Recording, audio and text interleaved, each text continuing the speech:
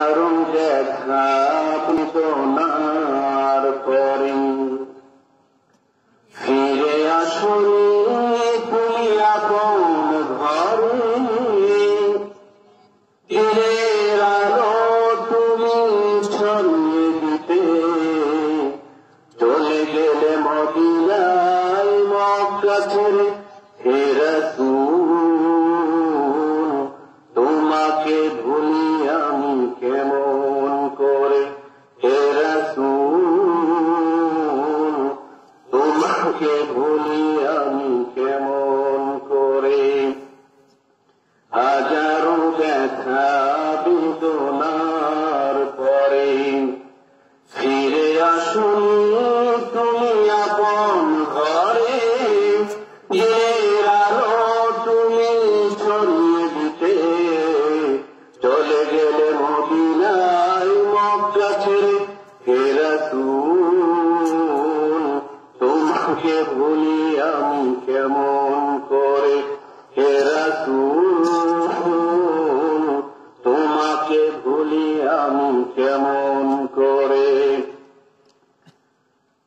কে না কে দিন প্রচারের কাজে নিজেকে দিয়ে ছবি নিয়ে তায়েফের কাফেরেরা চলল না আলো, দুষ্ট ছেলেদের পিছু দিল লেলিয়ে।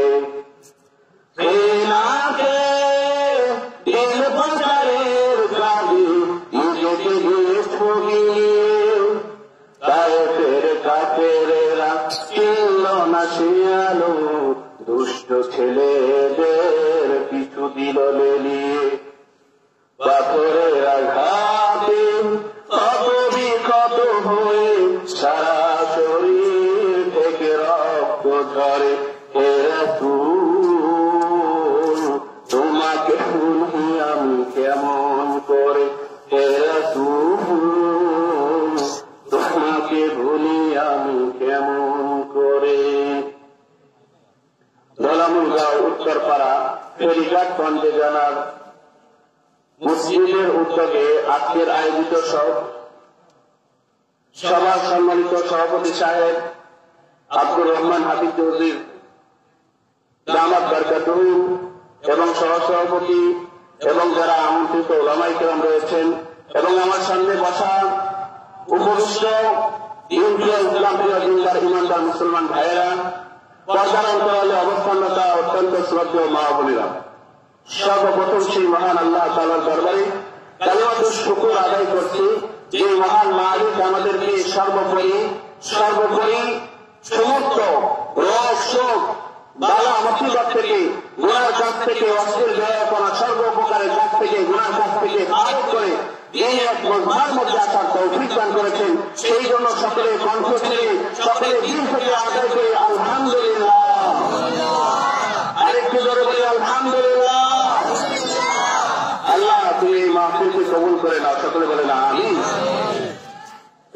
যারা আয়োজন করেছেন এবং যারা এখানে বসা আছেন এবং যারা দূর দূরান্ত থেকে যেখান থেকে শুনতেছে, আল্লাহ তুমি সকলের এই শোনাগুলোকে এইগুলোর ওসিলায় আল্লাহ তুমি কিয়ামতের ময়দানে আল্লাহ জান্নাতের ফায়সালা করে দাও, সকলে বলেন আমিন।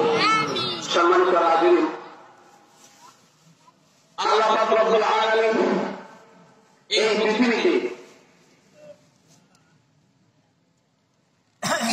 পৃথিবীতে আল্লাহ তাআলা অগণিত নবী রাসূল প্রেরণ করেছেন, কথা বলেন ঠিক কিনা? আর সমস্ত নবীরা এসেছে মানুষের কাছে সঠিক মেসেজটা দেওয়ার জন্য। আল্লাহ পাক রব্বুল আলামিন তাদেরকে প্রতিনিধিত্ব করেছেন যে আল্লাহ তাআলার মানসা কি, আল্লাহ তাআলা চান কি, আল্লাহ তাআলা বান্দার কি জন্য তৈরি করলেন, বান্দাকে দুনিয়াতে কেন প্রেরণ করেছেন এবং বান্দার দুনিয়াতে করণীয় কি, সেই বিষয়গুলো মানুষের কাছে স্পষ্ট করে দেওয়ার জন্য আল্লাহ তাআলা দুনিয়াতে এই সমস্ত নবীদেরকে প্রেরণ করেছেন, কথা বলেন ঠিক কিনা? সমস্ত নবীদের মধ্যে সর্বশ্রেষ্ঠ নবী কে? আমাদের নবী বিশ্বনবী মুহাম্মদ রাসূলুল্লাহ সাল্লাল্লাহু আলাইহি ওয়াসাল্লাম। এই নবীর উপরে একবার গরুর চাপ করে আল্লাহ পাক রব্বুল আলামিন এই বান্দার উপরে বর্ষা রহমত নাযিল করেন। তো আমাদের নবীকে চিনি না, আমরা তো আমাদের নবীর মান সম্মান বুঝি না, ইজ্জত বুঝি না, শান বুঝি না। যদি আজকে আমরা আমাদের নবীর যদি শান বুঝতাম, তাহলে ওই কাফের না, ওই নাস্তিক মুরতাদা আমার নবীকে নিয়ে কিন্তু আজকে তো আমরা তার শান বুঝি না, মান বুঝি না। যে নবীকে আল্লাহ তাআলা মহব্বতের সাথে ডাক দিয়েছেন, ইয়া আইয়ুহাল মুদাসসির, ইয়া আইয়ুহাল মুজাম্মিল, ইয়া আইয়ুহান নবী। যেখানে স্বয়ং আল্লাহ তাআলা আমার রাসূলকে ডাক দিয়েছেন, আল্লাহ তাআলা সমস্ত নবীদেরকে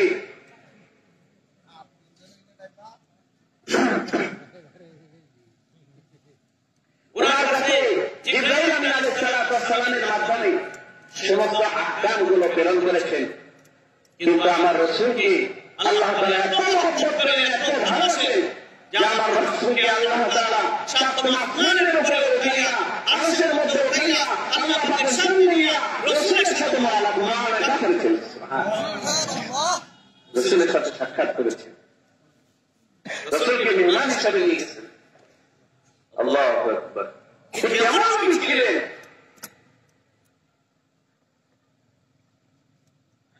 যে নবীর জন্য আল্লাহ পাক সাথে সাথে ফেরেশতা পাঠিয়ে দিয়েছেন, আমার নবীর এক চুল পরিমাণ কষ্ট যেন আমার নবীর জন্য কোনো কষ্ট না হয়। নবী এক চুল পরিমাণ কষ্ট পেয়ে কাফের বেঈমানরা কষ্ট দিলে সাথে সাথে আল্লাহ তাআলা আগে ফেরেশতা পাঠিয়ে দিলেন, যাও আমার নবীর কাছে যাও, তুমি বলে এই মুহূর্তে তাদেরকে পিছিয়ে দেওয়ার জন্য তুমি পিছিয়ে দাও। তায়েফের ময়দানে রাসূলকে পাথর নিক্ষেপ করা হয়েছে, রাসূলকে পাথর নিক্ষেপ করতে করতে রক্তাক্ত করে ফেলেছে। রাসূল শুধু এতটুকু বলছে, আল্লাহ তুমি আমার গায়ের কাছে ছেড়ে দিন। শুধু এতটুকু বলার জন্য আল্লাহ রাব্বুল আলামিন হযরতে জিবরাইল আলাইহিস সালামকে পাঠিয়ে দিলেন, যাও রে জিবরাইল, তুমি আমার হাবিবের কাছে যাও, আমার বন্ধুর কাছে যাও, আমার বন্ধুর কাছে যাও। আমার বন্ধু যদি বলে যে এই এদের যারা তায়েফবাসী যারা আছে এদেরকে যদি ধ্বংস করে দিতে পারে, তারা একেবারে নিষ্কৃষিত করে দিয়ে একটাও যেন বাকি না থাকে। কিন্তু আমার রহমতের নবী, দয়ার নবী, মায়ার নবী, যার সর্বদা দেখা ছিল অন্তরের ভিতরে ইয়া উম্মতি ইয়া উম্মতি, সব জায়গার ভিতরে আমার নবী শুধু ইয়া উম্মতি উম্মতি বলে গেছে। আল্লাহ নবী আলাইহিস সালামের চিন্তা সর্বদা চিন্তা শুধু ইয়া উম্মতি ইয়া উম্মতি, হায় আমার উম্মতের কি অবস্থা হবে। আল্লাহ নবী আলাইহিস সালামের মৃত্যুর যখন সময় আসে, মৃত্যুর সময় যখন মালাকুল মউত যখন তার কাছে উপস্থিত হয়, মালাকুল মউত যখন উপস্থিত হয়, ইয়া রাসূলুল্লাহ ইয়া হাবিবাল্লাহ, আপনার জান পাখি কবজ করার জন্য এসেছি, আপনার জান পাখিকে কবজ করে নিয়ে যেতে চাই, যদি আপনি অনুমতি দেন। আল্লাহ নবী আলাইহিস সালাম চোখের পানি ছেড়ে দিয়ে অশ্রুময় কান্না শুরু করে দিলেন। জিবরাইল ডাকতে বলল, আল্লাহর পয়গম্বর, আপনার কি দুনিয়া থেকে যাওয়ার কোনো ইচ্ছা নাই? যদি না হয় আমি আল্লাহর কাছে সুপারিশ করব, আল্লাহ তাআলা আপনাকে আরো হায়াত বাড়ায় দিবেন। ওগো আল্লাহর পয়গম্বর, কি বলেন আপনি? আপনি কেন কাঁদছেন? চোখের পানি ছেড়ে দিয়ে কেন কান্নাকাটি করতেছেন? আল্লাহ নবী আলাইহিস সালাম বলতেছে, আমি যতক্ষণ পর্যন্ত এই উম্মতের ভিতরে ছিলাম, আল্লাহ পাকের ওয়াদা ছিল যে হে নবী, আপনি যতদিন পর্যন্ত এই উম্মতের ভিতরে থাকবেন ততদিন পর্যন্ত এই উম্মতকে আমি ধ্বংস করব না। আর আসলে বলে সুবহানাল্লাহ, আমি যদি চলে যাই আমার তিন উম্মতেরা তারা দিশা হারা হয়ে যাবে, পথ হারা হয়ে যাবে। আমি নবীকে না পাইয়া তারা আমলহীনা হয়ে যাবে। আল্লাহ তাআলা তাদের উপরে যদি আযাব দিয়ে দেয়, তাহলে আমি যে রহমতের নবী ছিলাম, আমি আমার উম্মতকে জান্নাতে নিয়ে যাওয়ার জন্য যেই চেষ্টা করেছিলাম, মেহনত করেছিলাম, কারণ আমার পরে আর কোন নবী আসবে না। আনা খাতামুন নবিয়্যিন, আমি হলাম শেষ নবী, আমার পরে আর কোন নবী আসবে না। আমি হলাম শেষ নবী, আমার পরে আর কোন নবী আসবে না। সুতরাং এই উম্মতকে বাঁচানোর জিম্মাদারি তো আমার ছিল, কিন্তু আমি যদি দুনিয়া থেকে বিদায় হয়ে যাই তাহলে আমার উম্মত এতিম হয়ে যাবে।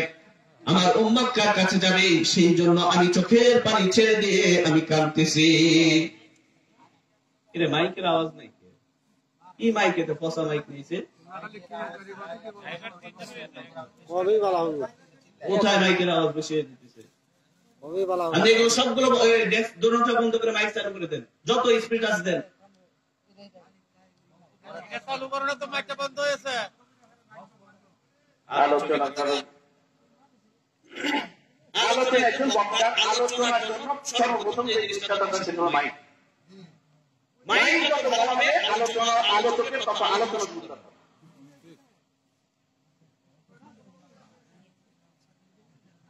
একবার আসতে দে, একবার আলোচনা শুরু করতে এখানে। রাসূল করিম সাল্লাল্লাহু আলাইহি ওয়াসাল্লাম উনি কাঁদতেছেন, জিবরাইল আমিন ডাক বলে, বাবা তাকে তোমরা কাঁদছেন কেন? আল্লাহ নবী আলাইহিস সালাতু ওয়াস সালাম বলতেছে, দেখো আমি শেষ নবী, আমার পরে আর কোন নবী নাই, তার উম্মত কার কাছে যাবে? উম্মত অভিভাবক হয়ে যাবে, তখন আমার উম্মতের কি অবস্থা হবে? এই উম্মতের চিন্তায়, উম্মতের ফিকিরে আমি আজকে চোখের পানিতে ছেড়ে দিয়ে কাঁদতেছি, আমার মৃত্যুর জন্য আমি চিন্তা করতেছি। দেখেন মৃত্যুর সময় আমার নবী ইয়া নফসি ইয়া নফসি করেছেন। আল্লাহু আকবার। শুধু তাই, আল্লাহর পয়গম্বর বিশ্বনবী মুহাম্মদুর রাসূলুল্লাহ সাল্লাল্লাহু আলাইহি ওয়াসাল্লামের ব্যাপারে হাদিসের মধ্যে এসেছেন, আল্লাহর নবী আলাইহিস সালাতু ওয়াস সালাম কবরের ভিতরে যাওয়ার পরেও শুধুমাত্র ইয়া উম্মতি ইয়া উম্মতি বলে কাঁদতেছে। কিয়ামত পর্যন্ত আল্লাহর নবী আলাইহিস সালাতু ওয়াস সালাম ইয়া উম্মতি ইয়া উম্মতি বলে কাঁদতে থাকবে। আল্লাহু আকবার। একটা চিন্তা আমার পরকার কোন নবী নাই, যদিও নাকি আমাদের দেশে এই ভারতবর্ষের ভিতরে গোলাম মোহাম্মদ কাদিয়ানী যদিও নাকি নবী নবী করেছে, কিন্তু আসলে সে কোনো নবী নয়। কথা বলেন ঠিক কিনা? সে পাক্কের একটা ভণ্ড, এটা কোনো সুন্দর নয়। কথা বলেন ঠিক কিনা? সে একেবারে ভণ্ড, এটা কোনো সন্দেহ নাই। কয়েকটা দলিল দেব। আল্লাহু আকবার। এক নাম্বার হলো, আমার নবী আলাইহিস সালাতু ওয়াস সালাম কোনদিন দুনিয়ার কোন মানুষের কাছে পড়াশোনা করে নাই। কথা বলেন ঠিক কিনা? রাসূল কোনদিন না মানুষের কাছে পড়াশোনা করতে? কেন করে নাই? মুআররিখিনরা বলে, ইতিহাসবিদরা বলে যে কারণ হলো রাসূল করিম সাল্লাল্লাহু আলাইহি ওয়াসাল্লাম যদি কোন ব্যক্তির কাছে যদি পড়াশোনা করত আর পরবর্তীতে উনি যদি নবুয়ত দাবি করতেন, তাহলে ওই শিক্ষক বলতো, এ তো আমার ছাত্র, ছাত্রকে শিখুন। কথা বলেন ঠিক না? আজকে দেখবেন আমরা অনেক বড় বড় মাহফিলে আলোচনা করি, অনেক বড় বড় জায়গায় যাই, যখন উস্তাদের কাছে যাই, বক্তব্যের একজন উস্তাদ, তারপরেও তার কাছে মাথা নত করতে তার কাছে আমি কিছুই না। কেমন আছিস? কথা বলেন ঠিক না?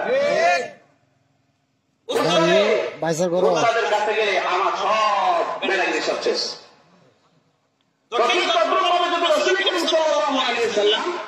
তিনি যদি কোন ব্যক্তির কাছে যদি পড়াশোনা করতেন, তাহলে তখন ওনার কাছে গেলে সব তার যত নবুয়ত আছে সব তার কাছে শেষ হয়ে যেতে। কথা বলেন ঠিক কিনা? সেজন্য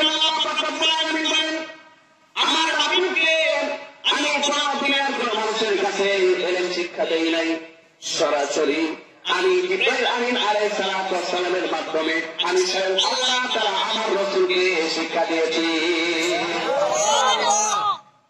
সরাসরি শিক্ষা দিয়েছে আল্লাহ তাআলা রাসূলের শিক্ষক কে? আল্লাহ। আচ্ছা, গোলাম মোহাম্মদ কাদিয়ানী সে মানুষ মানুষের কাছ থেকে শিখছে কিনা? আপনারা ইতিহাস দেখেন, সে স্কুলে জেনারেল লাইনে পড়াশোনা করেছে। জেনারেল লাইনে পড়াশোনা করতে পারে, যে জেনারেল লাইনে পড়াশোনা করে সে কখনো নবী হতে পারে না। দুই নাম্বার দলিল, সংক্ষিপ্ত আকারে বলতেছে, আমার আলোচনা অন্য একটা বিষয় নিয়ে আমি আলোচনা করবো, রাসূলের সুন্নাত নিয়ে আজকে আলোচনা করবো। শুনবেন তো ইনশাআল্লাহ? কথাটা এসে গেলে জন্য কথাটা বলতেছি। দুই নাম্বার হলো, রাসূলের কাছে ওহী এসেছে। কি আছে? জিবরাইল আমিন আলাইহিস সালাতু ওয়াস সালাম নবীদের কাছে ওহী নিয়ে এসেছেন, কিন্তু গোলাম মোহাম্মদ কাদিয়ানীর কাছে কখনো ওহী আসে নাই। কথা বলেন ঠিক কিনা? শয়তানের ওহী। মুরব্বী বলতে শয়তানের ওহী আসে, এটা অবশ্য মেনে নেওয়া যেতে পারে, কারণ শয়তানের ওহী যদি না আসতো তাহলে শয়তানি করতে হবে কিভাবে সে বুঝতেই না। কথা বলেন ঠিক কিনা? এরপরে বলেন, আমার নবী আলাইহিস সালাতু ওয়াস সালাম সহ সারা পৃথিবীতে যত নবী আসছিলেন সমস্ত নবীরা সুন্দর ছিল। কথা বলেন ঠিক কিনা? আমার নবী কেমন সুন্দর ছিল? হযরত আয়েশা সিদ্দিকা রাদিয়াল্লাহু তাআলা আনহা বলেন, মুসলমানদের জন্য প্রতিদিন সূর্য ওঠে সকালবেলা, ফজরের পরে সূর্য উদিত হয়, সন্ধ্যার সময় অস্ত যায়, কিন্তু আমার ঘরে সন্ধ্যার পরে সূর্য উদিত হয়। হযরত আয়েশা সিদ্দিকা রাদিয়াল্লাহু তাআলা বলেন, আমার নবী এত সুন্দর ছিল, আমার নবীর চেহারা এত সুন্দর ছিল, এত নুরানি ছিল, আমি একবার সেলাই করতেছিলাম, সেলাই করতে করতে হঠাৎ করে সুইটা হাত থেকে পড়ে গেছে। ঠিক ওই মুহূর্তে আমার নবী যখন ঘরের ভিতরে ঢুকলাম, ঘরে ঢুকার সঙ্গে সঙ্গে আমি যখন সুয়ের দিকে তাকাইলাম, স্পষ্ট আকারে আমি ওই সুইটাকে দেখতে দিলাম। শুধু তাই নয়, ওই সুয়ের পিছনে যে ফুটা আছে, পিছনে যে ছিদ্র আছে, এই ছিদ্র দিয়ে সুতা ঢুকানো সম্ভব। বলে বলেন সুবহানাল্লাহ। সমস্ত নবীদের সৌন্দর্য করেছিলেন, কিন্তু আপনারা দেখবেন গোলাম মোহাম্মদ কাদিয়ানী তার চেহারাটা দেখবেন, গোলাম মোহাম্মদ কাদিয়ানীর চেহারা হলো কালো। সে কথা বলেন ঠিক কিনা? তাহলে সুতরাং যারা কালো হয় তারা কখনো নবী হতে পারে না, ঠিক কিনা? যারা কালো হয় তারা কখনো নবী হতে পারে না। লাস্টে যে কথাটা বলবো সেটা হলো, আমার নবীরা যেখানে যেখানে মৃত্যুবরণ করেছে সেই জায়গার ভিতরে তার রওজা মুবারক হয়েছে। কথা বলেন ঠিক কিনা? কবরস্থান হয়েছে। যে নবী যেখানে মৃত্যুবরণ করেছে, দাফন করেছে, ওই জায়গার ভিতরে তার দাফন কাফনের ব্যবস্থা করা হয়েছে। আমার নবী বিশ্বনবী মুহাম্মদ রাসূলুল্লাহ সাল্লাল্লাহু আলাইহি ওয়াসাল্লাম এখন বর্তমান যে জায়গার ভিতরে শোয়া, ওই জায়গার ভিতরে স্বয়ং ওই জায়গার ভিতরে আমার রূহের দুনিয়া থেকে বিদায় হয়েছে। ওই জায়গার ভিতরে হযরত আয়েশা সিদ্দিকা রাদিয়াল্লাহু তাআলা আনহা ওনার মধ্যে ছিল রাসূল যখন ইয়া করতেছিলেন, ওই মুহূর্তে রাসূল সাল্লাল্লাহু আলাইহি ওয়াসাল্লাম দিয়েছে এরকম ভাবে জান পাখি বাইরে গেছে, দুনিয়া থেকে বিদায় হয়ে গেছে। তো সমস্ত উম্মতেরা আবু বকর এবং সমস্ত সাহাবায়ে কেরাম তারা পরামর্শ করলো কি করা যায়, আমার নবীকে কোথায় দাফন করা যায়, কোথায় তাকে এরকম ভাবে কবরস্থান করা যায়। তখন হযরত আয়েশা সিদ্দিকা রাদিয়াল্লাহু তাআলা আনহা বললেন, দেখো রাসূলকে অন্য কোথাও জায়গায় কবরস্থান করতে হবে না, বরং আমার নবী আলাইহিস সালাতু ওয়াস সালাম একটা হাদিস বলে গিয়েছেন যে নবীদের কবরস্থান ওই জায়গা হয়, সেই জায়গা তার মৃত্যু হয়। সুবহানাল্লাহ। তাহলে এখন রাসূল সাল্লাল্লাহু আলাইহি ওয়াসাল্লাম যে জায়গার মধ্যে শুয়ে আছেন, ওই জায়গাটা ছিল রাসূল সাল্লাল্লাহু আলাইহি ওয়াসাল্লামের প্রিয় বিবি হযরত আয়েশা সিদ্দিকা রাদিয়াল্লাহু তাআলার খানকা ঘর। তাহলে এখানে রাসূলের জায়গা করছিল, ওই জায়গায় তাকে কবর দেওয়া হয়েছে। আচ্ছা বলেন তো, গোলাম মোহাম্মদ কাদিয়ানী সে কোথায় মৃত্যুবরণ করেছে জানেন আপনারা? লেকটিনের মধ্যে বাথরুমের মধ্যে মৃত্যুবরণ করেছে। এই নাকাবটা, এই নাকাবের আগুন জায়গায় মৃত্যুবরণ করার দরকার ছিল। ভগবান ঠিক না, সে মৃত্যুবরণ করেছে বাথরুমের মধ্যে। আচ্ছা বলেন তো, সে যদি প্রকৃতার্থে নবী যদি হতে, হাদিস অনুযায়ী রাসূলের হাদিস অনুযায়ী বোঝা যায় যে যেখানে নবীরা ইন্তেকাল করে সেই জায়গা তার দাফন কাফনের ব্যবস্থা ব্যবস্থা করতে হয়, তাহলে তো তার ল্যাট্রিনের ভিতরে দাফন কাফনের ব্যবস্থা করা হইতো। কথা বলেন ঠিক কিনা? তাতে বোঝা যায় সে আসলে কি ছিল না, নবী ছিল না, কিন্তু নবুয়তে সে দাবি করেছে আসলে সে একটা ভণ্ড প্রচারক। কথা বলেন ঠিক কিনা? চিন্তা করতেছেন আমার উম্মত এতিম হয়ে যাবে, আমি যদি দুনিয়া থেকে বিদায় হয়ে যাই আমার উম্মত এতিম হয়ে যাবে। আনা খাতামুন নাবিয়্যিন লা নাবিয়্যা বা'দি, আমার পরে আর কোন নবী আসবে না, সেই কারণে আমি চিন্তিত, সেই কারণে আমি চোখের পানি ছেড়ে দিয়ে কাঁদতেছি। হযরত জিবরাইল আমিন আলাইহিস সালাতু ওয়াস সালাম বলেন, এই জন্য যদি কান্নাকাটি করে থাকেন তাহলে আমি আল্লাহর কাছে যাইতেছি। আল্লাহ তাআলার কাছে গেলেন, যা বলতেছে আপনার নবী তো দুনিয়া থেকে আসতে চায় কিন্তু উম্মতের কারণে আসতে পারে না, উম্মতের ব্যথা অন্তরের ভিতরে রয়েছেন, উম্মতের চিন্তায় তিনি বিভোর রয়েছেন, সেই কারণে তিনি দুনিয়া থেকে আসতে চাচ্ছেন না। ওগো আল্লাহ এখন কি করতে পারি?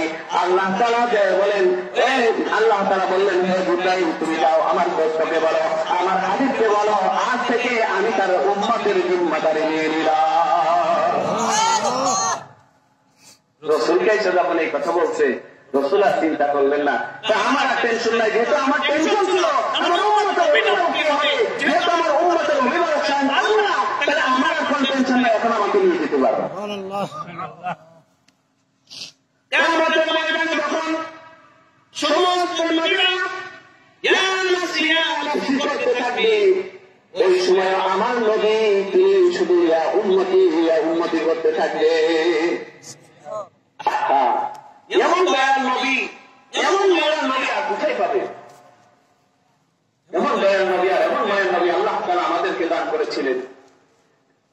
কিন্তু আজকে কিছু খোলা কিছু নাস্তিকের মুরতাদ তারা নবীর শানকে বুঝতে পারে, সেই জন্য ওই ফ্রান্সের মধ্যে বসেছে আমার নবীর নামে ব্যঙ্গচিত্র করে কথা বলেন ঠিক না? সুতরাং তাদেরকে বয়কট করতে হবে, তাদের সাথে আমাদের কোনো সম্পর্ক রাখা যাবে না, কারণ যে আমার রসুলের সামনে বিয়াদবি করে, যে আমার রসুলের সামনে ফিকিরি করে, তার সাথে আমাদের কোনো সম্পর্ক নাই। কথা বলেন ঠিক না? মুসলমানদের কোনো সম্পর্ক নাই, ঠিক না? সম্মানিত হাজিরিন, তো আমি আমার আলোচ্য বিষয়ের দিকে আমি চলে যাচ্ছি। যেহেতু আপনারা আলোচনা অনেক লম্বা হয়ে যাবে, এই বিষয়ে আলোচনা করতে গেলে অনেক সময়ের দরকার। আমি শুধুমাত্র আজকে আপনাদের কাছে কয়েকটা হাদিস এবং বর্তমান বিজ্ঞান সম্পর্কে কয়েকটা কথা বলবো, শুনবেন তো ইনশাআল্লাহ? বিজ্ঞানী কিছু আলোচনা যেটা আমার রাসূল সাল্লাল্লাহু আলাইহি ওয়াসাল্লাম 1450 বছর আগে বলে গেছেন, এখন বিজ্ঞানীরা গবেষণা করে এই 1450 বছর পরে বলতেছে যে রাসূলের ওই প্রত্যেকটি সুন্নাত এটা আসলেই বাস্তব ছিল। রাসূলের প্রত্যেকটি সুন্নাতের ভিতরে আল্লাহ পাক শিফা রেখেছেন। সুবহানাল্লাহ বলে। রাসূলের প্রত্যেকটি সুন্নাতের ভিতরে কি ছিল? শিফা। আপনারা রাসূলের প্রত্যেকটি সুন্নাতের ভিতরে শিফা তার যে একটা ঘটনা আপনাদের সামনে উঠাইতে চাই।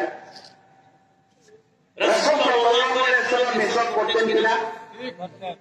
রাসূল মিসওয়াক করতেন, শোয়ার সময় মিসওয়াক করতেন, আবার ঘুম থেকে ওঠার সময় মিসওয়াক করতেন। কথা বলেন ঠিক কিনা? রাসূল করিম সাল্লাল্লাহু আলাইহি ওয়াসাল্লাম সেই 1450 বছর আগে তিনি মিসওয়াক করেছেন।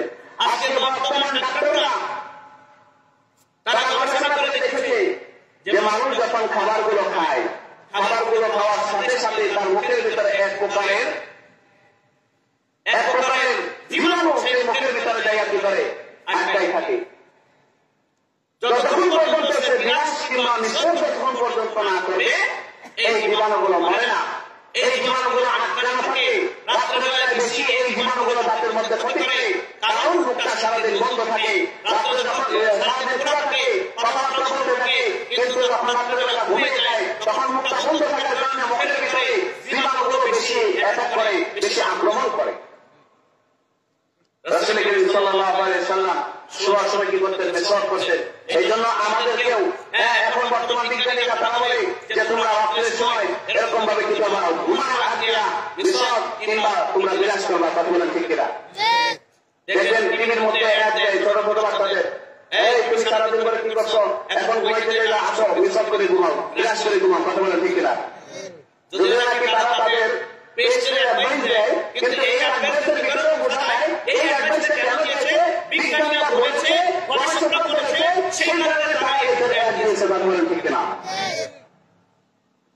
আর একটা কথা বলবো, আমাদের অনেক মুরব্বী আছে, অনেক যুবক ভাইয়েরা আছে, চোখের মধ্যে ছানি পড়ে, পরে কি বলে না, চোখের মধ্যে ছানি পড়ে, যে চোখের মধ্যে ছানি পড়লে এটাকে আবার কাটাইতে হয়, এটাকে চিকিৎসা করতে হয়, এটাকে অবস্থান করতে হয়। কিন্তু আল্লাহ নবী আলাইহিস সালাম তিনি ঘুমানোর সময় ওযু করতেন, ওযু করার সময় চোখের মধ্যে জোরে পানি মারতেন মুখের ভিতরে, এবং ঘুম থেকে উঠিয়া তাহাজ্জুদের সময় যখন রাসূল করিম সাল্লাল্লাহু আলাইহি ওয়াসাল্লাম যখন উঠতেন, তখন রাসূল সাল্লাল্লাহু আলাইহি ওয়াসাল্লাম চোখের মধ্যে যখন জোরে পানি মারতেন, বলে এই চোখের পানি মারার কারণে ডাক্তাররা গবেষণা করে দেখেছে, যদি কোনো ব্যক্তি শোয়ার সময় এবং ঘুম থেকে ওঠার পরে যদি কোনো ব্যক্তি চোখের মধ্যে জোরে জোরে পানি যদি নিক্ষেপ করে, এরকম ভাবে তার চোখে জীবনে কোনোদিন পানি পড়বে না। জোরে বলেন সুবহানাল্লাহ। দেখছেন রাসূলের সুন্নতের ভিতরে কি শেফা রয়েছে। আরেকটা কথা বলি, রাসূলের আরেকটা সুন্নাত হলো খাবারগুলোকে ভালো মতো চিবাই চিবাই খাওয়া, ঠিক না? অনেক সময় আমরা কি করি, অল্প হালকা একটু চিবাইয়া খাবারগুলো খেয়ে ফেলি। বলে হালকা যদি কেউ যদি চিবাই চিবাই যদি খায়, তাহলে ওই খাবারটা হজম কম হয়, যার কারণে আপনার পাকস্থলীর মধ্যে খুব চাপ পড়ে, যার কারণে অনেক বিভিন্ন ধরনের রোগ তৈরি হইতে পারে। কিন্তু খাবারগুলো যদি চিবাই চিবাই যদি খায়, তাহলে তার পাকস্থলীর মধ্যে খাবারের উপরে কোনো চাপ, ওই পাকস্থলীর উপরে চাপ পড়ে থাকে না। এই জন্য পাকস্থলী ভালো থাকে, হজম শক্তি বেশি হয়। আরেকটা ফায়দা রয়েছে, সেই ফায়দাটা কি বর্তমান বিজ্ঞানীরা বলেছে, সেই ফায়দাটা হলো যখন মানুষ চাবায় যত বেশি, এই দাঁতের একটা ব্যায়াম আছে না নাই, দাঁতের ব্যায়াম আছে না নাই, বলে এই দাঁত দিয়ে যখন বেশি বেশি চাবায় তখন এই দাঁতের ব্যায়াম হয়। জোরে বলেন সুবহানাল্লাহ। যে সমস্যা দাঁত দিয়ে ভাগগুলো চিবায় চিবায় খাবে, বর্তমান বিজ্ঞানীরা বলে যে দাঁতে ওই ভাগগুলো চাবায় চাবায় চাবায় চাবায় খাবে, ওই দাঁতের একটা কি আছে, ব্যায়াম আছে, সেই ব্যায়ামটা হয়ে যাবে। ওই দাঁতের ব্যায়াম হওয়ার কারণে ওই ব্যক্তি মৃত্যুর আগে সহজে তার দাঁত পড়বে না, ওই ব্যক্তির দাঁত গুলো যথাস্থানে সঠিকভাবে থাকবে। আমরা খাবার খাই, খাবার খাওয়ার সময় একেবারে পেট ভইরা খাবার খাই, কথা বলেন ঠিক কিনা? একেবারে পেট ভইরা খাইলে পরে থাকতে থাকতে অবস্থা খারাপ, কথা বলেন নাই? খাবার খাওয়ার পরে কি করে ভেতর ছাড়ে, তাহলে যখন ভেতর আসবে বুঝতে হবে যে খাবারটার বেশি হয়ে গেছে। এই খাবার বেশি খাওয়া এটা বর্তমান ডাক্তাররা নিষেধ করে, যে আপনারা খাবারকে 3 ভাগে ভাগ করেন, একবার খালি রাখেন, 2 ভাগ খাবার দিয়ে পেট ভরান। কেন? কারণ যখন খাবার যখন মানুষ বেশি খায়, তখন তার পেটের ভিতরে এই খাবারগুলো যাইয়া এটা রোগ মানে হজম শক্তি কম হওয়ার কারণে তার শরীরের ভিতরে বিভিন্ন প্রকারের রোগ তৈরি হয়।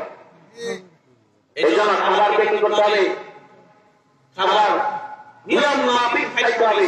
যতগুলো খাবার খাইলে আমার পেটের মধ্যে কি হয়, আমার হজম শক্তি হয়, এত পরিমাণ খাবার খাইতে হবে। এইভাবে যদি একটা সুন্নত যদি বর্ণনা করি, তাহলে সারা রাত শেষ হয়ে যাবে। বর্তমান বিজ্ঞানীরা কি বলেন, আপনাদের সামনে একটা হাদিস আমি বুখারী শরীফ থেকে শুনাইতে চাই।